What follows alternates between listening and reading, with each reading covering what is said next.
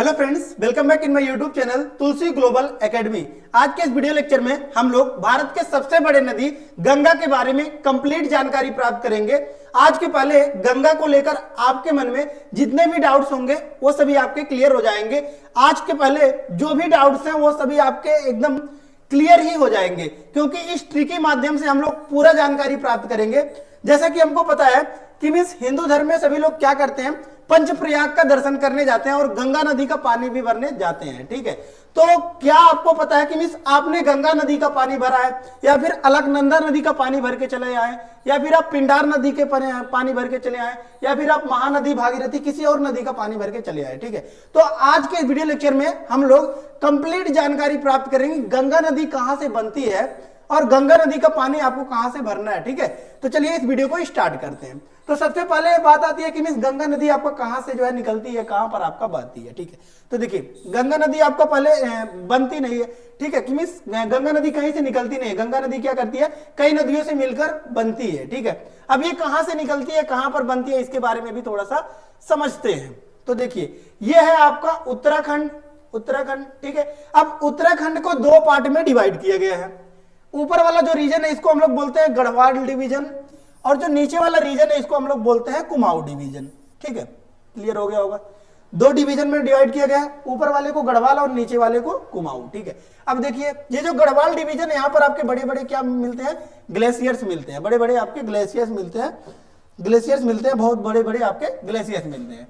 अब देखिए जब ग्लेशियर्स मिलते हैं तो इस ग्लेशियर्स में क्या होते हैं, आपके बर्फ जमे होते हैं, और वो बर्फ क्या करते हैं, आपके पिघलते हैं।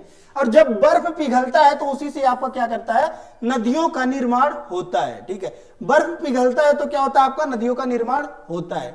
अगर आपने थोड़ा बहुत जियोग्राफी अच्छे से पढ़ा होगा तो आपको पता होगा कि ऊपर जाने पर आपका क्या होता है, टेम्परेचर डिक्रीज होता है। ठीक है, टेम्परेचर डिक्रीज होता है। ठीक है, तो देखिए अब ये जो ग्लेशियर्स हैं वो पिघलते हैं, और ग्लेशियर्स पिघलते हैं तो फिर क्या होता है, आपका नदियां जो है वो बहती हैं। ठीक है, अब इन्हीं नदियों के बारे में हम लोग कॉन्सेप्चुअल क्लैरिटी लाएंगे कि गंगा नदी आपका कहां से बनती है। ठीक है, और किन किन नदियों से मिलकर बनती है, कौन कौन से वे 5 प्रयाग है, उसके बारे में भी हम लोग कंप्लीट जानकारी प्राप्त करेंगे। ठीक है, तो देखिए अब सबसे ऊपर जो आता है आपका वो कौन सा है, यहाँ पर बद्रीनाथ। ठीक है, बद्रीनाथ, देखिए बद्रीनाथ, केदारनाथ, गंगोत्री, यमुनोत्री, ठीक है, सभी के बारे में हम लोग जो है थोड़ा सा कंप्लीट जानकारी प्राप्त करेंगे। तो देखिए सबसे ऊपर आपका आता है कौन सा, बद्रीनाथ। अब बद्रीनाथ से यहाँ पर आपका एक देख सकते हैं कि एक आपका क्या है, ग्लेशियर है, संतोपत हिमालय इसको बोलते हैं, और यहां से एक नदी निकलती है, इसको हम लोग बोलते हैं विष्णु गंगा। ठीक है, विष्णु गंगा, क्लियर हो गया होगा। संतोपत हिमालय यहां से आपका निकलती है, ये जो नदी निकल रही है इसको हम लोग बोलते हैं विष्णु गंगा।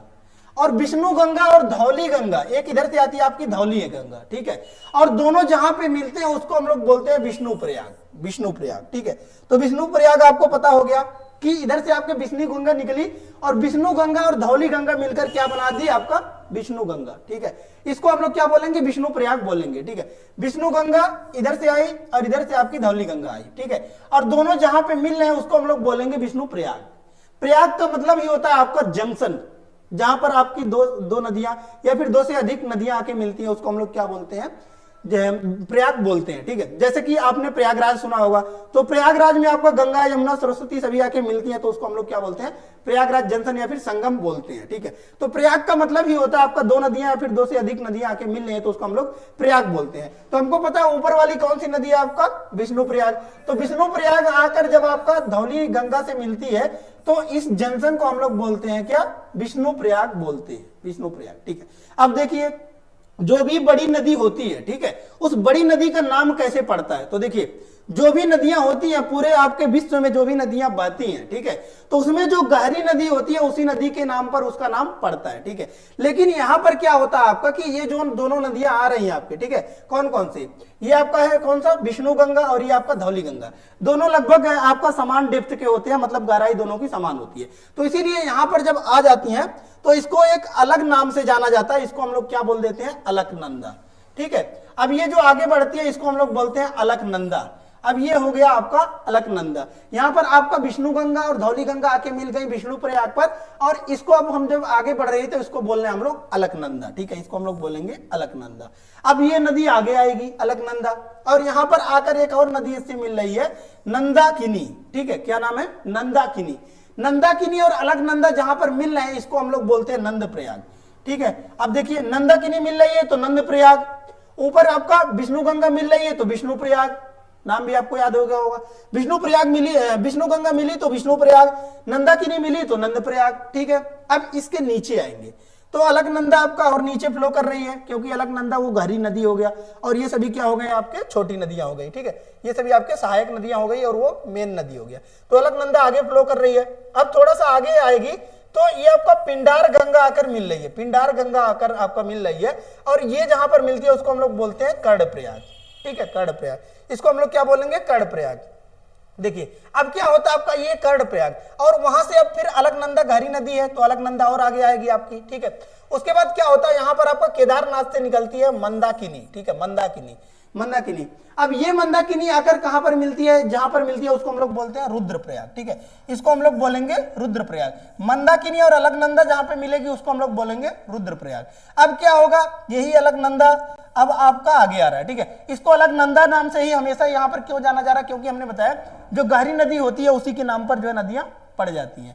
तो सबसे गहरी नदी इसमें आपका यही अलकनंदा है, तो अलकनंदा ही आपका आगे तक आ रही है। ठीक है, अब देखिए क्या होता है आपका, फिर ये आपका अलकनंदा आगे आएगी और यहाँ पर आपका आ रहा है गंगोत्री। ठीक है, गंगोत्री, तो यहाँ पर देख सकते हैं उत्तर काशी गंगोत्री के गोमुख से आपका निकलती है भागीरथी। ठीक है, और ये भागीरथी आकर आपका मिल जाती है कहां पर, ये आपका अलकनंदा में मिल जाती है, और जब अलकनंदा में मिल जाती है तो ये आपका जहां पर मिलती है इसको बोलते हैं देवप्रयाग। ठीक है, देवप्रयाग, और यहीं से आपका गंगा बनती है।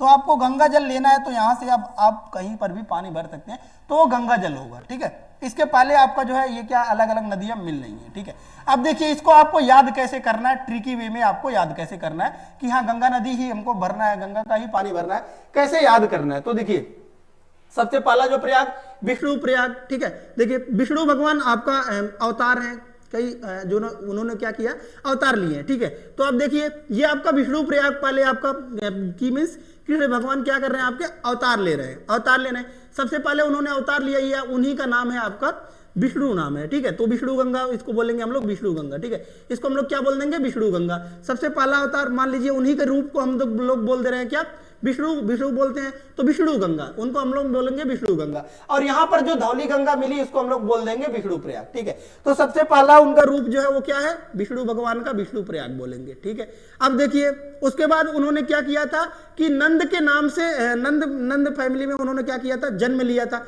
तो अब देखिए दूसरा नाम उनका क्या हो गया, नंद प्रयाग। वो जहां पर मिलते हैं उसको हम लोग क्या बोलेंगे, नंद प्रयाग। और नंद प्रयाग पर हमने बताया नदी कौन सी मिल रही है, नंदाकिनी मिल रही है, किसके, अलकनंदा से। ठीक है, तो अब देखिए उन्होंने क्या किया, नंद के रूप में जन्म लिया, यहाँ पर नंद के घर में जन्म लिया, तो ये आपका नंद प्रयाग। ठीक है, अब देखिए अब वो जन्म लिए तो थोड़े से बड़े हो गए तो कान में कुंडल बांधते थे। ठीक है, कान में वो कुंडल बांधते थे, तो अब इनको हम लोग क्या बोलेंगे, कड़ बोलेंगे, कड़ प्रयाग। ठीक है, इसको हम लोग बोलेंगे कड़ प्रयाग। कान में वो कड़ पहनते थे तो इसको हम लोग बोलेंगे कड़ प्रयाग। यानी कि तीसरा आपका आ जाएगा कौन सा, कड़ प्रयाग। तीसरा आपका कौन सा हो गया, कड़ प्रयाग। तीसरा हो गया आपका कौन सा, कड़ प्रयाग। ठीक है, अब वो कान में कुंडल पहनते थे, कड़ प्रयाग। उसके बाद हमको पता है कि मिस वो क्या पहनते थे, गले में माला भी पहनते थे। ठीक है, गले में माला पहनते थे, किसकी, रुद्राक्ष की माला पहनते थे। तो फिर ये क्या हो गया आपका, रुद्रप्रयाग। तो अगला आपका कौन सा हो गया, आपका रुद्रप्रयाग। अगला हो गया कौन सा आपका, रुद्रप्रयाग। ठीक है, अब देखिए अब जब ये सब वो पहन लिए, ठीक है, कान में कुंडल पहन लिए, उसके बाद भगवान के रूप में जन्म ले लिए। सबसे पहले देखिए भगवान के रूप में जन्म ले लिए, वो कहां पर, नंद के घर में जन्म ले लिए, तो उसको हम लोग बोले क्या, नंद प्रयाग। ठीक है, उसको हम लोग बोला क्या, नंद प्रयाग। ठीक है, नंद प्रयाग। अब देखिए नंद प्रयाग के रूप में उन्होंने सबसे पहले देखिए उनका रूप क्या है आपका, विष्णु भगवान का, तो विष्णु प्रयाग। उसके बाद नंद के रूप में जन्म लिए तो नंद प्रयाग। ठीक है, कान में कुंडल पहन लिए, कर्ण प्रयाग। ठीक है, उसके बाद देखिए रुद्राक्ष की माला पहनते थे तो रुद्र प्रयाग। उसके बाद देखिए अब भगवान कहलाएंगे, देव कहलाएंगे तो उनको बोलेंगे देव प्रयाग। ठीक है, और जब भगवान बन जाएंगे, देव बन जाएंगे, तभी तो वहां से गंगा नदी बहेगी। जब भगवान हो जाएंगे तो पानी टच कर देंगे तो क्या हो जाएगी, वो पानी गंगा बन जाएगी। ठीक है, तो यहीं से निकलती है आपकी गंगा नदी। ठीक है, अब ये आपका हो गया गंगा नदी कि मीन्स उन्होंने यहाँ पर पूरे रूप को दर्शाया था, समझ लीजिए एक तरीके से उनके पूरे रूप को दर्शाया था कि मीन्स यहाँ पर विष्णु भगवान जो है आपका विष्णु गंगा।